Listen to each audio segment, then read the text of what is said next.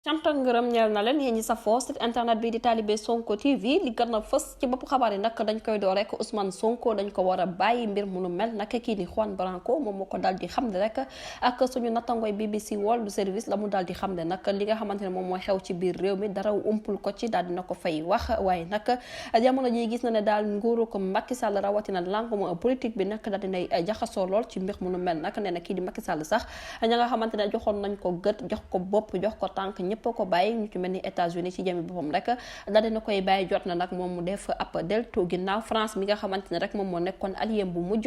koo xamante ne rek lépp loo xamante ne influence la wala sax mu jéem a maintenir Sénégal jéem na ko def jamono ji nag mu nekkoon sëy ci diggante ak moom jàpp nañ ne nag tas na ginnaaw rek bu mu arrêté ci lu toll ci 200 citoyens yoo xamante ne rek ci diirub 48 heures la ci biir citoyens yooyu nag am na ci ñoo xam ne ay député lañ am na ci koo xam ne ancien ministre la woon ak ki nga xamante ne rek moom jot nañoo liggéey ak Macky Sall intervention bu nu mel nag jamono ji kii di premier ministre français bii di Gabriel Attal daal dina ci yëkkati ay kàddu ñeel processus électoral bi nga xamante ne rek dañ ko daal di soppar ñi moo jur nag bii de crise bu xew ci biir réew mi rawatina nag lii di France Afrique ak ñi nga xamante ne rek ñoom ñoo doon ànd ak ñoom de ñeel lii di ab corruption locale moo xam ak lépp lu mu ci munti doon ci wàllum développement jamono ji nag ne nañ pour Macky Sall sauvé ci jëmmi boppam rek na daal di bàyyi nag lii di ab candidature bu fekkee ne situation bu nu mel bëgg na rek Sénégalais yi daal di ci génn ba tey Juan Branco la mu daal di xam ne waat ne peuple sénégalais ci jëmmi boppam nag ñoo suur këll ci Macky Sall ak nguuram jot na nag mu bàyyi 1000 prisonniers politiques yi nga xamante ne rek ñu nga ca ndungu siin te dara waralu ko rek du dul Macky Sall ak nguuram fexe nag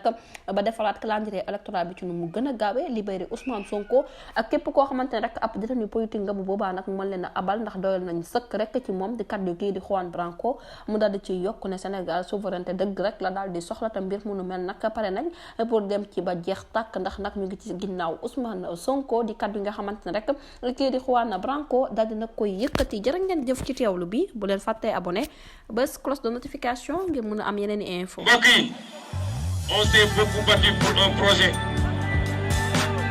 Ce projet boobu mooy sauver le Sénégal. Ce projet boobu mooy sauver le Sénégal.